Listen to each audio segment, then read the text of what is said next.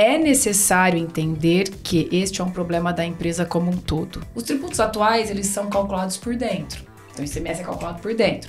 Os tributos novos, não. Eles são totalmente por fora. Quem vai ditar muita regra nesse mercado, na minha opinião, e eu acho que ele tem que se empoderar nisso, é o varejo mesmo. Na reforma tributária, eles estão vinculando a tomada do crédito quando eu tiver certeza que o meu fornecedor pagou o tributo dele.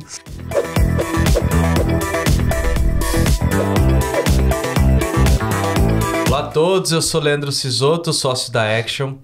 Bem-vindos a mais um episódio do nosso podcast. Esse é o segundo episódio que nós vamos gravar sobre reforma tributária.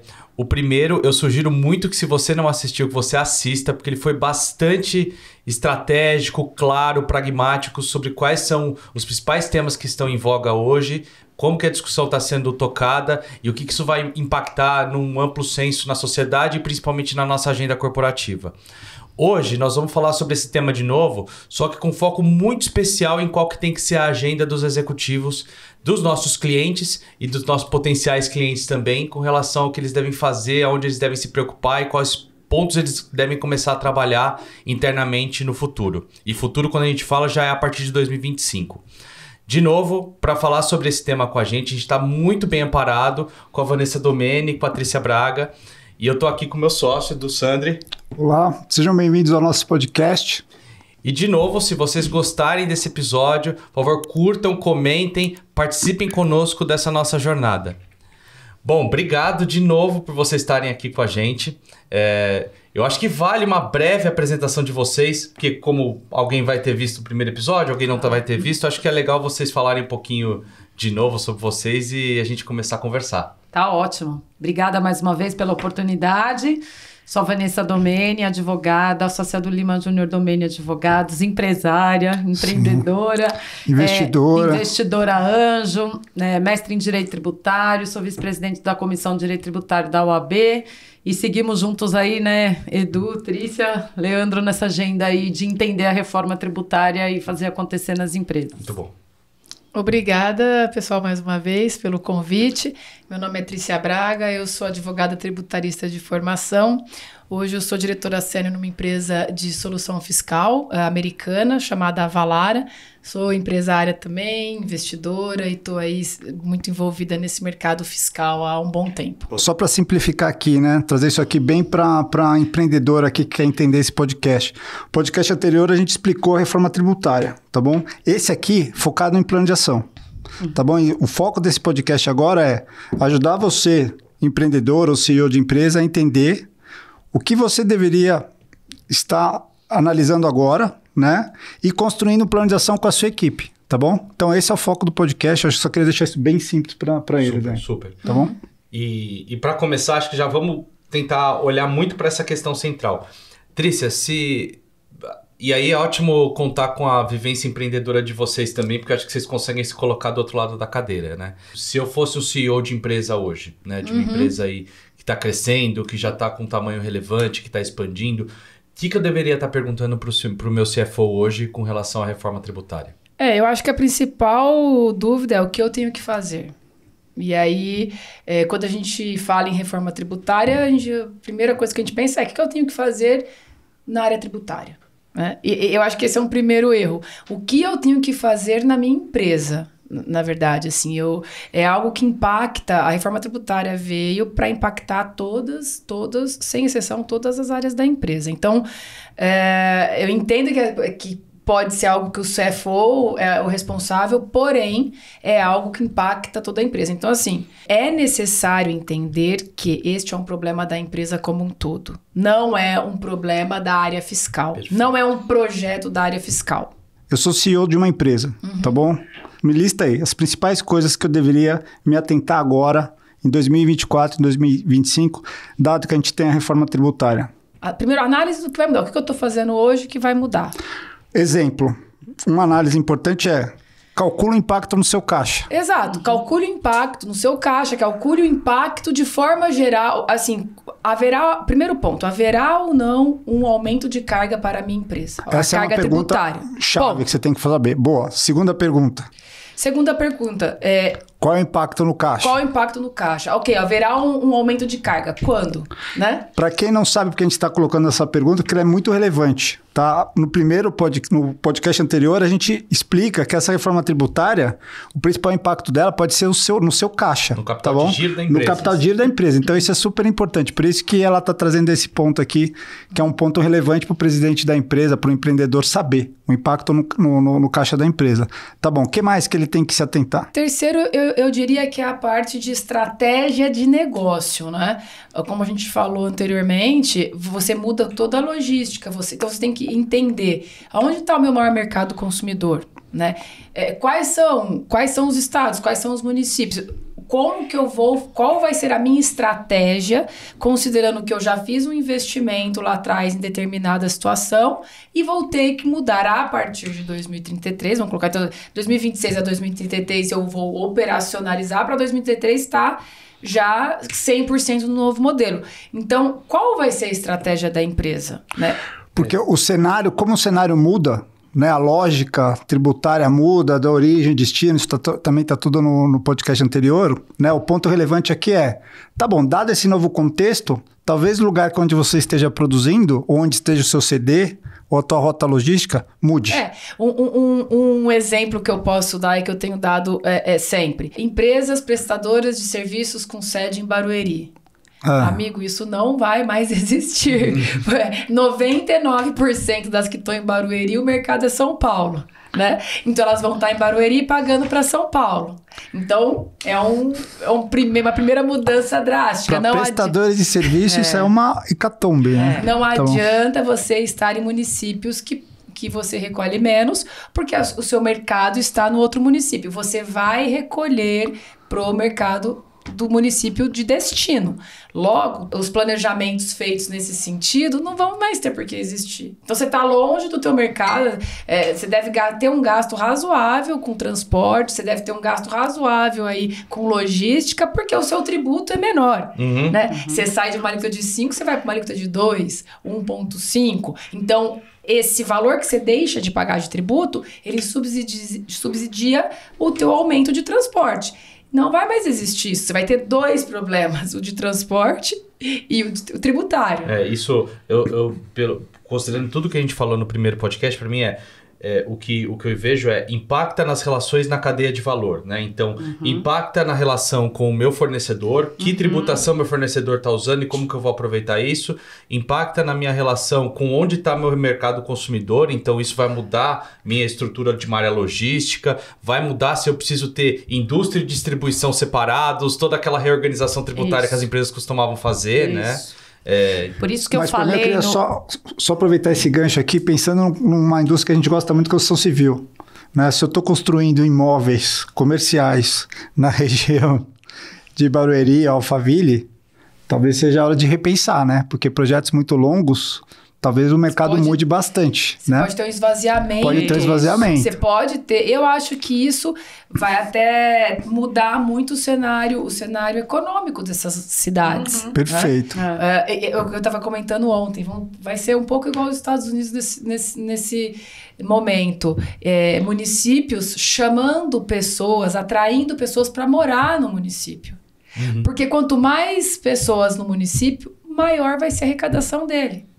Então, ele vai poder colocar alguns benefícios, outros que não os tributários, porque ele tem como é que eu retenho qualidade de vida, praças. Se eu tenho um ambiente saudável no meu município, eu atraio pessoas. Se é seguro, se eu tenho segurança, se eu tenho tecnologia. Então, as prefeituras vão ter que também dar essa qualidade para atrair pessoas para morar lá, porque quanto mais pessoas, mais ela arrecada.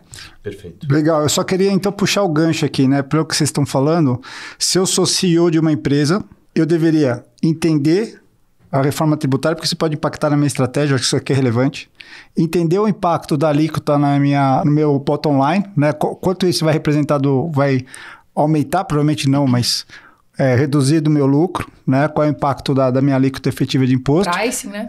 E o terceiro é o caixa, que isso aí vai mexer no meu caixa, vai mudar, provavelmente vai consumir caixa da minha empresa, né? O importante é saber se é relevante ou não. Essa conta ela é importante, principalmente no momento agora, que muitas empresas estão com dificuldade até de levantar crédito, né? Vamos pular então que você trouxe de... Quer falar alguma coisa, Vânia? Não, só ia falar, acrescentar aquilo que a gente até falou um pouco no outro podcast, né? Assim, para fazer tudo isso, você precisa estar muito ciente também da sua atual carga tributária, para a gente fazer a comparação, porque, como a gente falou lá, nossa legislação é imprevisível, é complexa, então tem dúvidas, é impossível uma empresa estar muito certa da carga tributária dela. Então, nesse movimento aí de estar com esse projeto da reforma tributária, é importante você entender se a atual carga tributária está efetiva ou se realmente você está deixando alguma coisa na mesa. Esse é o ponto também. Eu acho que se você... Vale a pena dar uma olhada, sempre vale a pena dar uma olhada, né? Para ver se, como o Brasil é muito complexo, ou o sistema atual é muito complexo, talvez você esteja perdendo a oportunidade e está pagando mais imposto que deveria. Tá? Isso a gente faz na Action bastante, a Van também faz na empresa dela. Normalmente de cada 10 casos, 6 você acaba encontrando alguma oportunidade aí, tá bom? Mas só fica essa dica que eu acho que ela é bem relevante. Porque ela vai impactar, né, Edu? Com certeza. A gente tem que fazer esse encaminhamento do que é a atual carga tributária para o que vai ser a próxima, né? Então, assim, o quanto mais próximo da realidade você tiver, ela vai fazer bastante diferença, né? Então, é uma análise, para mim, assim, inicial. Boa. Eu queria aprofundar um tema que você trouxe, Trícia, porque a gente falou... E lá do outro podcast a gente já trouxe o ponto da carga, do capital de giro e dessa relação de cadeia de valor, mas esse ponto que a gente sempre fala nos nossos negócios, né, de unit economics, isso vai mudar bastante também, porque as decisões de preço e as decisões de custeio das empresas, a forma como é custeado e a forma como precifica, também vai, de certa forma, ser impactado pelo modelo, e aí é o que você está falando, isso não é só CFO, né? Isso é área comercial e área de supply, tendo que se preparar para essa nova realidade. Eu queria perguntar muito com relação à questão de precificação. O que vocês enxergam que a reforma tributária vai impactar na forma como as empresas tomam decisão de preço? Isso vai mudar. Assim, o que é importante a gente falar? Você tem, como a gente falou, o CBS e o IBS. O IBS ele é dividido em dois, Estado e município. Você tem uma alíquota que vai para o Estado e você tem uma alíquota que vai para o município. A princípio, eles estipularam uma alíquota de referência. Mas o Estado e o município específico, ele pode colocar maior ou menor da alíquota de referência. Então, a gente ainda tem essa questão que cada município pode ter sua alíquota e cada Estado pode ter sua alíquota. Isso não vai mudar. Isso é possível, Qual a tendência que nós estamos esperando? A alíquota de referência ser aplicada em todos os estados e todos os municípios. Mas a lei fala, ele poderá estipular a alíquota acima ou abaixo da de referência. Então, tendo isso em mente, o que é muito importante a gente fazer no caso de precificação? Primeiro ponto, os tributos atuais, eles são calculados por dentro. Então, o ICMS é calculado por dentro. Os tributos novos, não. Eles são totalmente por fora. Né? Então, isso é bem importante. Isso é muito importante porque atua daí direto na precificação. Você tem de 2026 a 2032 valores que você tem que calcular do antigo e do novo. Por exemplo, 2026 você tem uma forma de compensação entre eles. Não haverá em 2026 nenhuma mudança de recolhimento. O que for recolhido de CBS e IBS vai ser compensado com PIS e COFINS. Ponto. Tá? Então, não haverá, entrando em 2026, não haverá nenhuma mudança de carga tributária para aquele específico negócio, porque o que ele pagar em um, ele vai compensar com outro. Perfeito. A partir de 2027, você já começa a ter um impacto, porque extingue PIS e COFINS e entra CBS 100%. Né? Então, aí, aqui em 2027, você já começa a ter esse problema. Então, o que eu recomendo? Eu recomendo avaliar os cenários de pricing para 2027, 2028. E aí, a partir de 2028, entra aí a questão de ICMS e ISS, que também são calculados por dentro. ICMS calcula por dentro. Então, assim, vai ter que ter uma pricing para cada... Vai ter mudança todos os anos. Exato. Deixa eu só... Esse é um ponto para mim. Eu acho assim, o que eu acho que é legal que você está trazendo aqui é assim, tô pensando numa empresa que atende vários pontos de vendas pelo Brasil inteiro, tá? Para B2B, B2C, né? Então tá vendendo uma indústria que vende, sei lá, pasta de dente. Certo. Tá bom? Aquela tabela de preço que hoje ele pratica lá, que tem uma determinada margem dada aos impostos, isso ao longo dessa curva vai mudar. Vai. É isso, né? Vai mudar e pode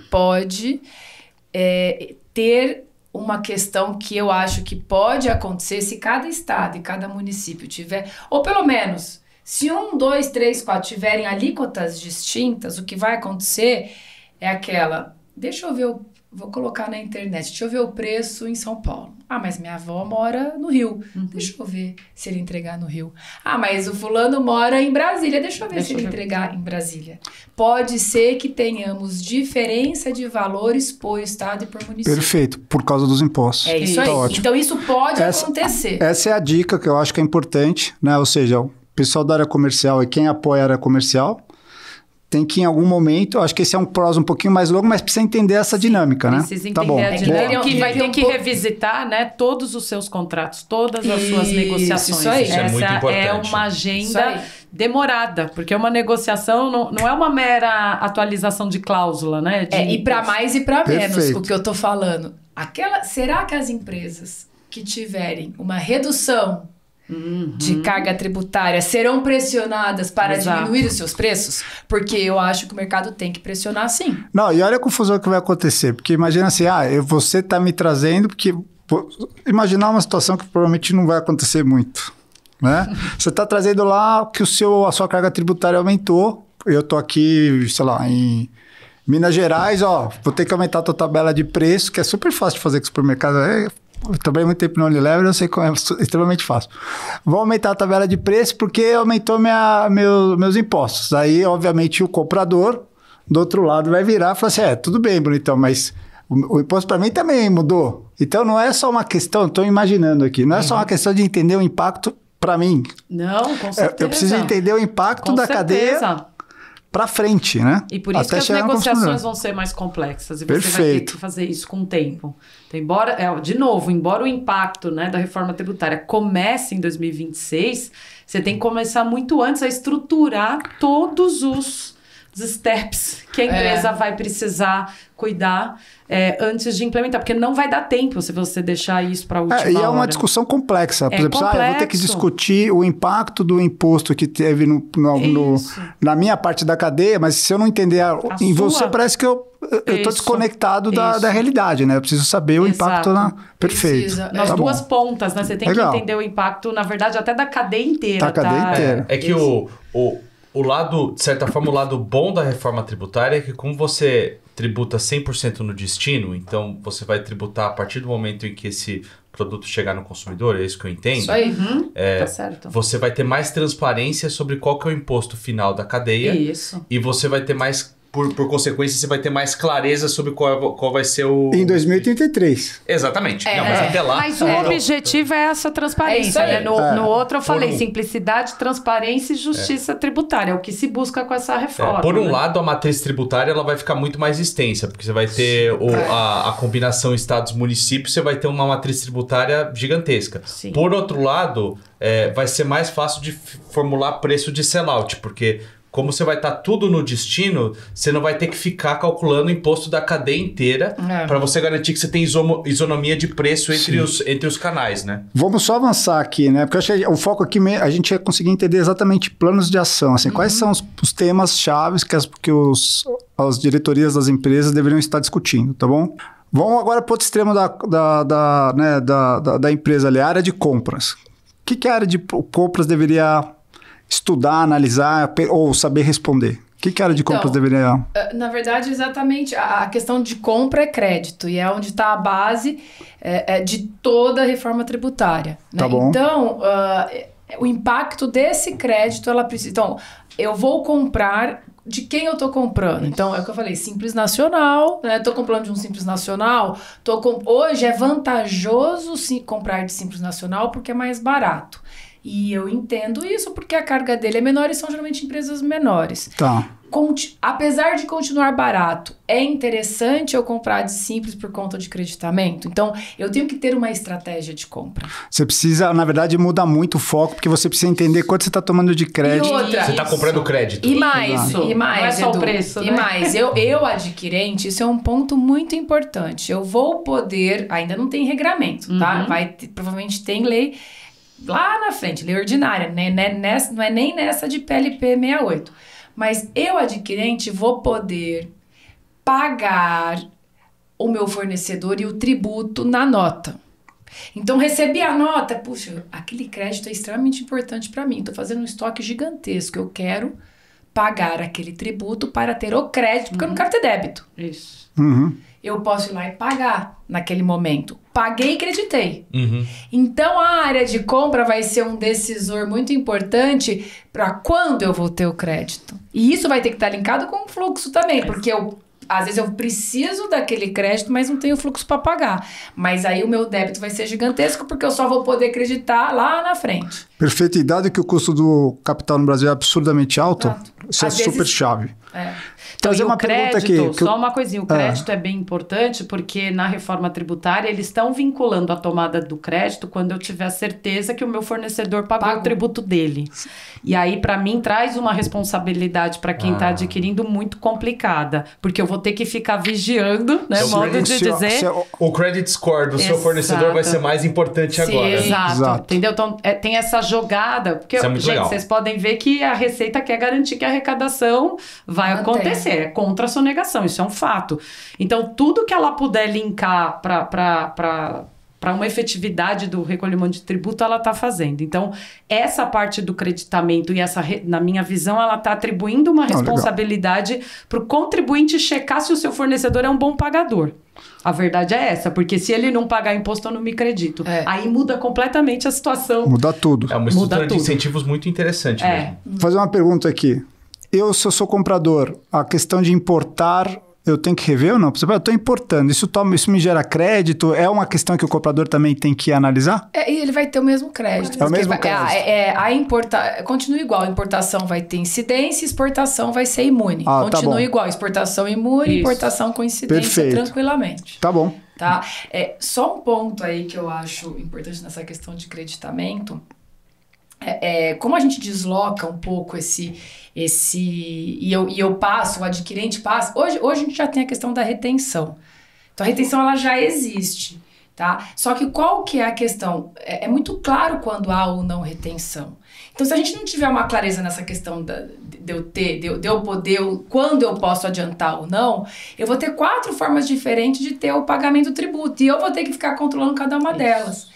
E aí, o que a gente estava falando ontem, recebi uma nota, tenho crédito, mas o crédito não é real. Eu tenho que ter uma conta transitória para colocar aquele crédito possível até ele se tornar real quando ele pagar e eu poder me creditar. Então, esta estrutura também eu preciso olhar, né? Então, por isso, começa tudo na compras, mas tem a parte contábil, a parte financeira e a parte fiscal. Que a gente vai chegar lá, porque isso vai mudar também. E negocial, né? Você vai ter que trabalhar com isso, né? Também. Eu tô com medo de ter que fazer business plan nos próximos anos. Meu Deus do céu. Vamos tirar isso do portfólio da Action por um tempo. Não vamos fazer. Não, mas é que é engraçado, né? A gente faz, pode chamar. Faz muito. Só pra garantir que o pessoal tá entendendo corretamente. Mas vai fazer direito que a reforma engraçada que a gente tá aprofundando aqui. Então, o discurso é sempre muito lindo, né? Então, é simples. Não é. É crédito amplo. Né? Vai ser tudo maravilhoso, o valor vai direto. E não é. Quando você olha a prática, né? A Patrícia está relatando bem aqui. Olha quantas nuances o empresário vai ter que olhar, né? E para quem não viu o podcast 1, mas assim, só para entender, no curto prazo é simples porque a gente vai ter 2 impostos, mas no curto prazo você vai sair de 5 para 7, tá? Porque você vai conviver com dois sistemas por um período relativamente longo. Aí. Isso, de certa forma, é o que está me trazendo muita reflexão agora. Porque, por exemplo, se você olhar o investimento de um fundo de private equity, ele normalmente tem um horizonte de tempo de 5 a 7 anos. Esse a gente vai querer falar disso. Porque esse, para mim, é um dos temas também. Olhar para a perspectiva do investidor. Porque a gente também tem... Perfeito. Mas eu queria, então, pular... A gente falou da área de vendas, a gente falou da área de compras. A área de marketing tem algum impacto ou não? Eu direto não. Não, né? Não. Na verdade, o marketing é crédito. É isso que eu ia falar. O marketing... E compras tem que apoiar. Todas, né? Isso que eu ia falar. Na verdade, todas as áreas que envolver... compra de alguma coisa vai ter que estar envolvida. Na verdade, o que me parece é que a área de compras vai ter uma responsabilidade, de certa forma, aumentada, né? Porque vai ter que ter um tributarista. Eu acho que a área de compras, eu acho que a área de marketing, se ela faz parte, vai pegar lá o go-to-market e tal, que marketing também analisa o mercado, ela tem que entender se isso tem algum impacto se ele tem uma vantagem competitiva ou uma desvantagem, né? Em relação aos mercados que eles atuam hoje, né? Eu acho que é um pouco isso. Porque se eu tenho uma fábrica que hoje está em São Paulo, vendendo para São Paulo, e eu estou produzindo no Nordeste, né? No longo prazo, esse meu concorrente ele tem uma vantagem em relação a mim. Sim, Então, essa é uma discussão que eu acho que tem que ser feita, que é para CEO também, mas eu acho que talvez o pessoal de marketing aí, trade marketing, tem que gastar um tempo nessa análise. Vamos falar de logística, porque eu acho que logística é outra área bem impactada aí. O que a área de logística tem que estar estudando aí? Eu sou o diretor de supply chain da minha empresa. Basicamente essa questão realmente de mercado consumidor e de onde eu estou, né, fabricando, onde está o meu fabricante, porque tem muita gente que terceiriza isso também, às vezes... Vai mudar? Isso impacta ou não? Na verdade, hoje ele está lastreado, né? O que banca ele estar longe do mercado consumidor dele é o tributário. Então, hoje, o que banca essas empresas é o incentivo. Então, isso gera dinheiro para ele investir no transporte por estar longe do mercado consumidor. Hoje, é assim. Lá na frente, isso não vai mais... Ele vai ter, como eu disse, 2 custos. Entendi. Então, é que aqui é uma revisão de estratégia, na minha visão logística. É estratégico porque vai mudar toda a minha operação. Completamente. E isso não é feito rápido. Então, se eu tenho um benefício fiscal lá em Santa Catarina hoje e minha fábrica está toda... Ou no Nordeste, né? Vamos pro exemplo que você está usando, que tem grandes benefícios lá, Prodep, que são benefícios que as empresas investiram milhões. Anos e anos. Sim. Anos investindo. Então, assim, também não dá para assumir de uma hora para outra. Óbvio que esses benefícios fiscais, eles têm um prazo de validade. Mas é uma redefinição de estratégia para a empresa, que para mim então tem que ser feita o quanto antes. Porque o fato de, se eu decidir, né, fazendo essa análise de impacto da reforma tributária, que por questões logísticas vai ser melhor eu sair do Nordeste para ir para o Sul, por exemplo... Ela requer tempo. Porque quando a gente fala de supply chain, eu concordo 100% com o que você está falando, porque quando você fala de supply chain, né, as decisões não são de horizonte de 5 anos e tal. Você toma decisões de longuíssimo prazo. Isso, porque você tem muito investimento, você tem contrapartidas, né, você se compromete com o Estado. O que eu acho que o supply chain tem que tomar cuidado é ter que dar uma olhada nos contratos que você tem, porque vamos supor que você construiu um CD para você. Isso. Né? E você tem um contrato lá de 10 CDs, mas é isso. Não vale a pena mais, então, entendeu? É o que você, se comprometeu com o Estado, é o que você se comprometeu com os seus clientes. É uma questão ali de funcionários, que às vezes você tem uma fábrica inteira lá. Não funciona assim, questão de RH, tudo, né? O pessoal que faz outsourcing, né, que produz para outras marcas, né, outras empresas, esse pessoal também tem que repensar, né? Tem. E aí não é uma decisão rápida, né? Exato, tá bom. Eu acho assim, o varejo, falando dessa questão de logística, eu acho que quem vai ditar muita regra é o varejo. Porque pensa o seguinte, o varejo pode receber o mesmo produto de diferentes lugares e o custo para ele pode ser diferente e tudo pode... Então assim, o varejo... E varejo precisa muito de crédito, eles olham isso o tempo todo. Quem vai ditar muita regra nesse mercado, na minha opinião, e eu acho que ele tem que se empoderar nisso, é o varejo mesmo, porque ele é o consumidor final. Sim. Ele é o cara que está na ponta, ele é o mais perto, ele é o cara que está na ponta. Podem falar o que for, o cara... E eles vão ter que ditar... Coisa que hoje não acontece muito, porque os fabricantes, né, são muito fortes. Mas, assim, vai ter que ter um balanceamento hoje nisso. Porque você pode até inviabilizar um determinado produto. Sim. Frente ao outro. Você inviabiliza totalmente. Se uma empresa que está lá no Nordeste tiver que trazer um produto para São Paulo e eu tenho uma empresa aqui no estado de São Paulo me fornecendo a mesma coisa, vai ser muita diferença de preço. Então, essa questão de quem eu vou comprar, varejo vai ter muito essa discussão, muito. Como é que eu vou comprar essa Coca-Cola dali, daqui, qual que vai ser melhor, porque ele vai... mais uma vez, não vai... A alíquota do tributo vai ser a mesma. O que vai estar encarecendo é a logística. Né? Perfeito.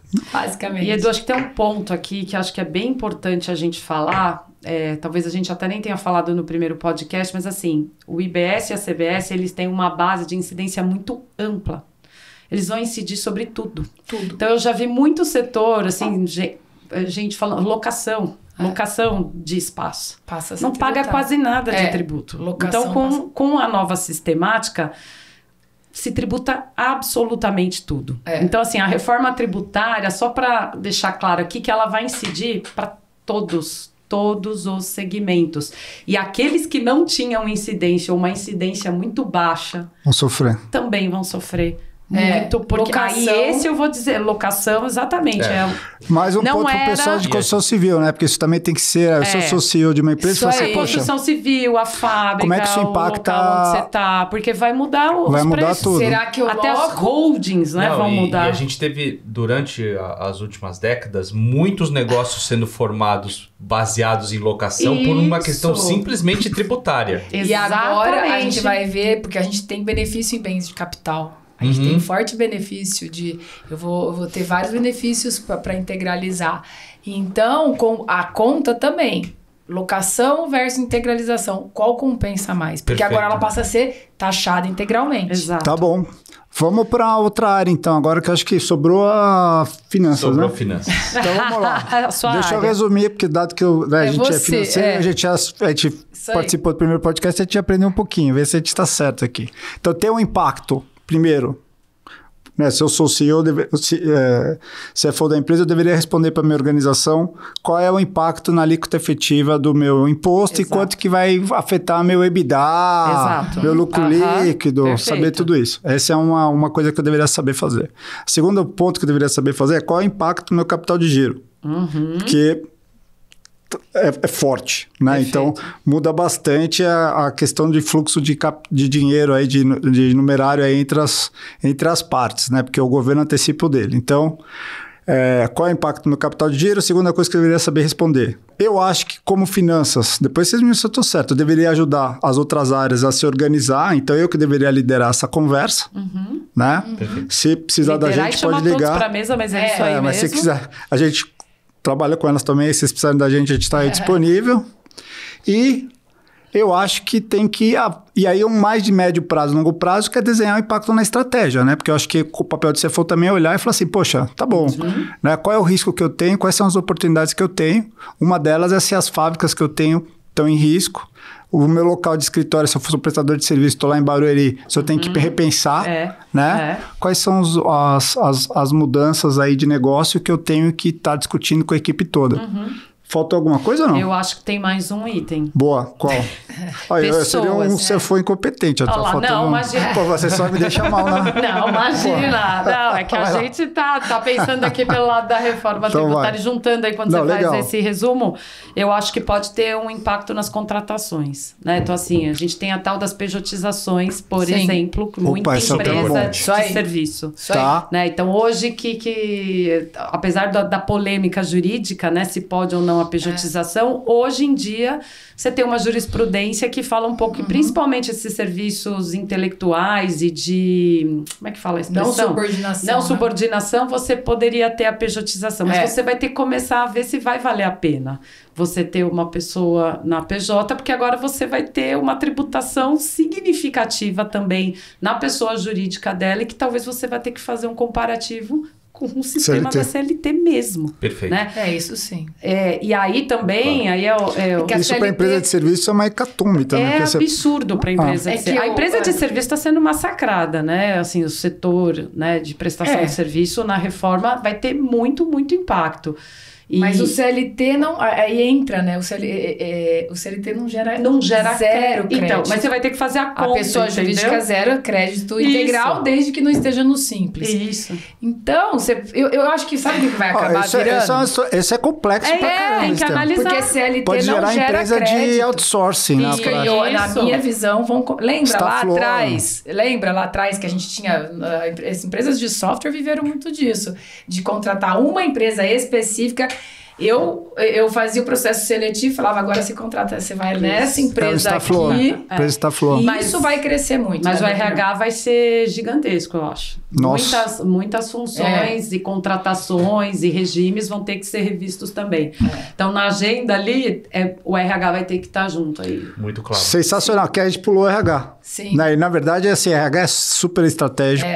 É um ponto super relevante. Fica aí também a pauta para o pessoal de RH, que tem que analisar essa questão da PJ versus Isso. CLT. E Fantástico. o jurídico, Gostei. né? O jurídico também, né? Os contratos, os impactos, multas eventuais em contratos, Perfeito. Agora- revisão, tudo. Tá bom, vamos então agora pular para acho que esse aqui, até você, Leandro, pode ajudar bastante aqui, né? Dado que você já está com bastante informação, né?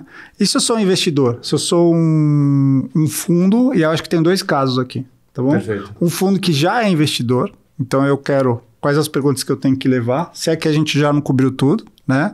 E o segundo ponto é, eu sou um fundo tomando a decisão de investir agora. Exato. O que esse pessoal tem que levar em consideração? Porque é o que eu tava colocando até em outro momento, né? A gente faz planos normalmente para vender para investidores que olham um horizonte de tempo de 5 a 7 anos. Considerando que é incerto. Considerando que a gente está falando aqui, a gente vai pegar justamente esse período de transição tributária que pode ter um impacto relevante no retorno sobre investimento de um determinado caso que está sendo analisado. Como que o investidor se ampara para conseguir tomar uma decisão bem embasada nisso, né? Não vai ser mais tão trivial quanto fazer a conta no Excel ali, Eu acho que ele até né? vai ter que fazer a primeira lição de casa, entender se a empresa está fazendo a lição de casa para entender o impacto, porque não adianta mostrar só o cenário hoje com a atual sistemática.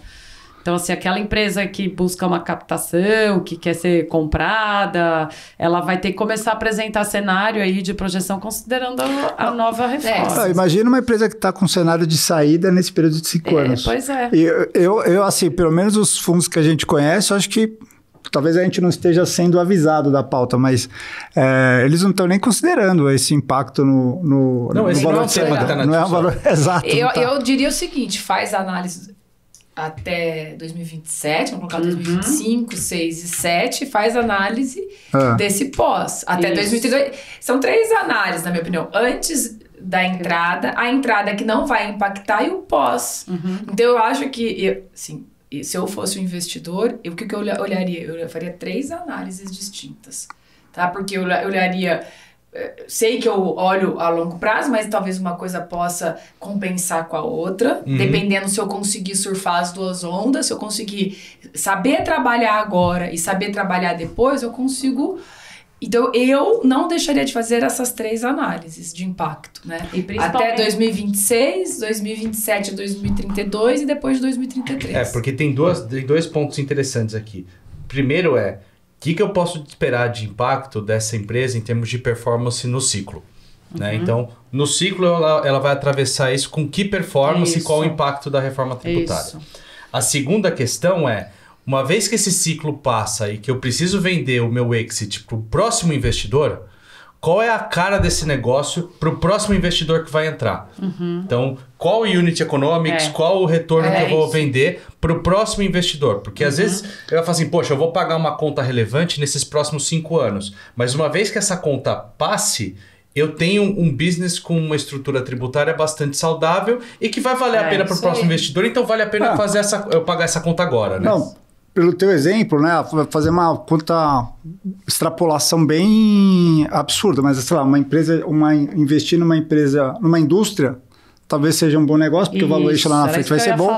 E investir numa empresa de serviço, se eu estou prevendo sair depois desses 5 anos aí, provavelmente eu vou ter um hit no valor de saída, então, porque eu vou pagar uma allocation efetiva maior. E você vai ter que entender se a lucratividade dessa prestadora de serviço, ela está baseada na tributação. Esse é um ponto, porque muitas empresas se financiam aqui entre aspas. Exato, né? A tese é tributária. A tese é tributária. Sim. A margem é tão baixa que se ela não tiver uma oportunidade tributária, ela não vive. Então, exato. assim, essa análise eu acho que vai ser bem importante para o investidor, né? A rentabilidade. Vanessa, eu queria voltar num ponto que você falou aqui, porque a gente falou muito sobre quando a gente fala do investidor entender que perguntas que ele tem que fazer para uma empresa no momento que ele está analisando nesses próximos anos. Puxa, como vai ser o impacto financeiro em termos de tributos na performance durante o ciclo?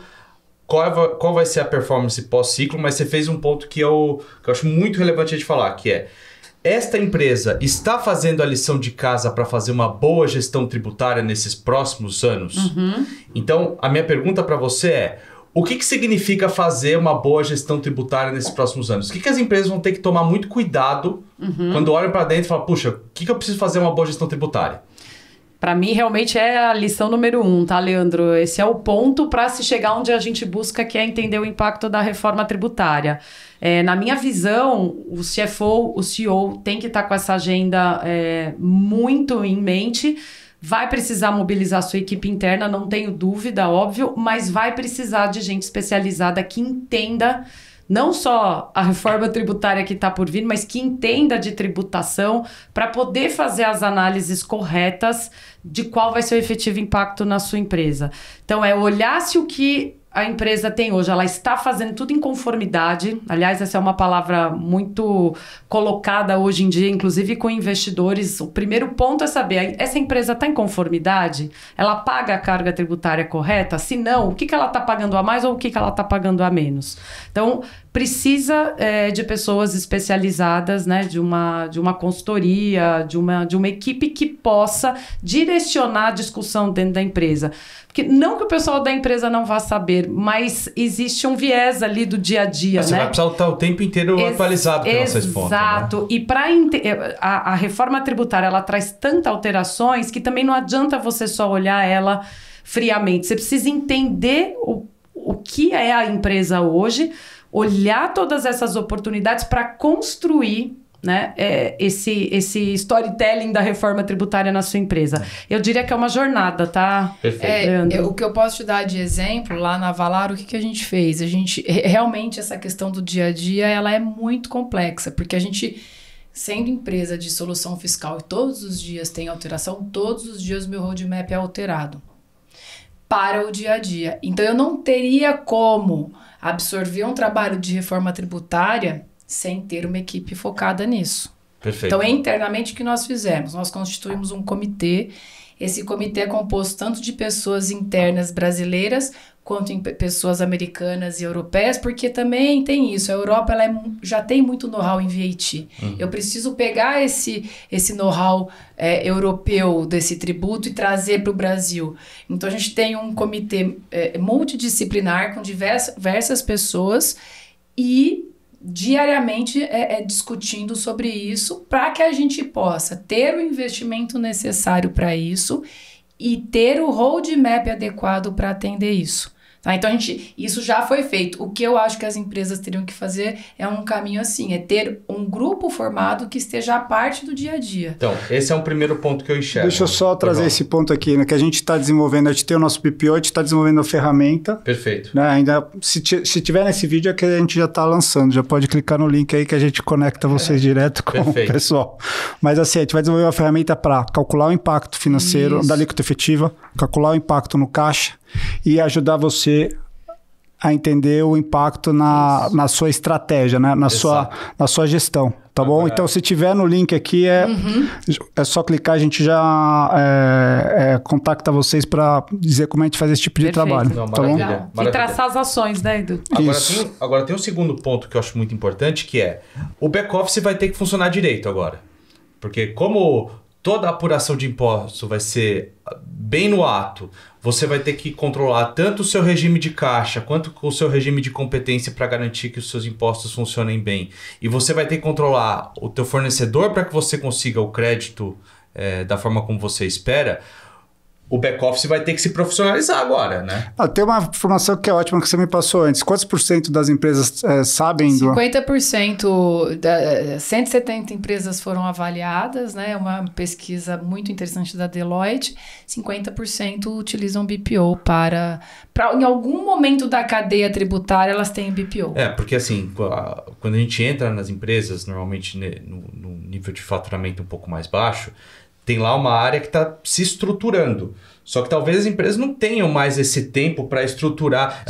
Ela vai ficar estruturada na área financeira lá com 300, 500 milhões de faturamento. E talvez as empresas não tenham mais essa janela de estruturação. Elas vão ter que começar estruturadas, né? Isso. E aí... Tá curto. O tempo tá muito curto. Muito, muito, muito. A gente tem menos de um ano. E aí a decisão sobre eu quero fazer isso dentro de casa ou eu quero fazer isso com alguém que é especialista vai mudar. Porque o tempo para o certo amadorismo na área financeira vai ficar bem mais curto. O tempo de aprendizado é curto. Este é o problema, né? Então, precisa correr mesmo. Lembrando, né, que o governo já soltou todo o layout de nota fiscal eletrônica e 1º de setembro de 2025... o ambiente de homologação já começa a funcionar para os tributos novos. 31 de outubro, o ambiente de produção da nota fiscal com os novos tributos já estará no ar. Claro que só começa em 2026, mas as empresas, essa é o deadline que ele colocou.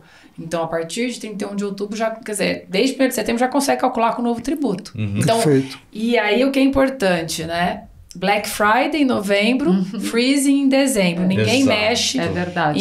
Então, assim, gente, talvez a empresa que não se preparar bem, ela só consiga implantar alguma coisa lá para março, abril de 2026. Por isso que tem que começar agora esse exercício. Black Friday, Freezing. Então, por isso que eu falo, pode falar de setembro de 2025, mas se não for até setembro de 2025, é meio de 2026. Porque assim, empresas que têm tese baseada em consumo, Black Friday ou Natal... Fecha. É 50% de EBITDA. Assim, então não adianta... Ou faz não agora... Não dá pra mexer, só vai finalizar lá pra março, porque em janeiro também não, fevereiro tem muita gente que fecha março... Fecha o período, então assim, é complexo, é algo... Perfeito. Não, e acho que só tem um ponto aí do timing mesmo, né? A reforma tributária, ela vai acontecer em 2026. A gente sugere que as empresas já vão montando o esqueleto. Então, eu tenho ouvido algumas empresas falar o seguinte, mas os PLPs ainda não foram aprovados, eu ainda não tenho a regra geral. Mas o esqueleto da reforma tributária está lá. Então, quando você fala de ajudar as empresas a criar, né, esse programa, esse projeto e já ir desenhando o esqueleto, as mudanças vão ser mínimas. Você já começou a se preparar. Então, eu acho um erro o empresário que está entendendo que enquanto não tiver aprovado os PLPs 68 e 108, que é os que estão em discussão, eu não preciso me preocupar. Está lá. As regras estão lá. O que a gente vai ter é uma alteração de uma situação ou outra, que num modelo pré-desenhado é fácil visualizar. Começar atrasado pode realmente impactar. E aí acho que uma última, para fechar, assim, no que eu entendo, tem o lado de pessoas, né, e processos relacionados à própria área fiscal e à área financeira como um todo.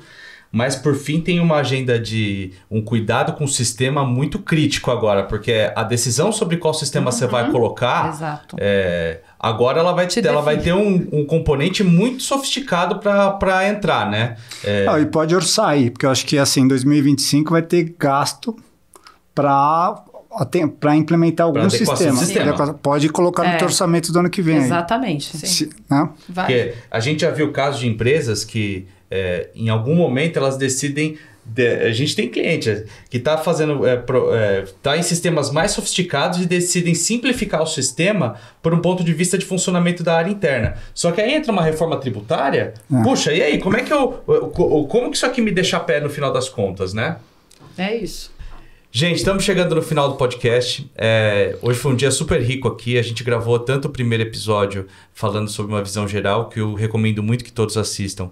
Trícia e Vanessa, muito obrigado por essa aula e por esse trabalho de parceria que vocês têm feito com a gente. A gente que agradece, Leandro. Foi um prazer e nosso propósito aqui também ajudar os empresários, né, Trícia, a destravarem seus negócios e, pelo contrário, né, prosperarem. É o que a gente busca, né? Vanessa? Super importante. Isso. Como é que você está nas redes aí? Vamos lá, Vanessa Domene, LinkedIn, Instagram, né? Podem me procurar, me acionar, vai ser um prazer. Vou me inscrever no canal de vocês também ali, por favor, comentem. Que você ainda não faz parte. Ainda não faço, tá vendo? Vou me inscrever hoje, dia da gravação, hein? A gente sempre checa.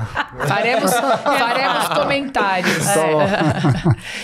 Eu queria agradecer também o convite, dizer assim, se eu pudesse resumir tudo isso, eu falaria: empresário, assim, dê o suporte necessário para suas equipes. Eu acho que o principal é esse. A mudança é grande e vai ter bastante coisa para fazer e é necessário o entendimento aí da liderança e um suporte da liderança. Vai ter muita coisa que se decidir daqui para frente. Então, eu diria, não só financeiro, porque eu acho que não é só uma questão de dinheiro, é uma questão de dar suporte e empoderar as pessoas certas para decidirem esse futuro. Perfeito. Tá? E Trícia, como que a gente te encontra em redes sociais? É Trícia Braga, tô no LinkedIn, tô no Instagram também, então é Trícia Braga. E visitem também aí o site da Avalara, tem muita coisa ali também. Bom, queria agradecer a Van e a Trícia, foi bem legal ter vocês aqui, tá bom? E a gente também faz serviço de apoio nisso, né? Então a gente tem uma empresa, pouca gente sabe, a Action também tem um BPO, que a gente é bem fechadinho, a gente atende poucas empresas, mas a gente está abrindo, que é www.frontbpo.com, e tem a Action também, www.actionexec.com, tá bom? Obrigado. E no futuro, sinceramente, esse povo aqui vai estar... Vocês vão encontrar eles com a gente em algum momento aí, porque a história que a gente tem com elas com a Vanessa é longa, a gente é cliente... Vocês foram clientes nossos há uns 5 anos. É a mais até, né, Edu? Acho que foi lá 2016, 2015. Isso.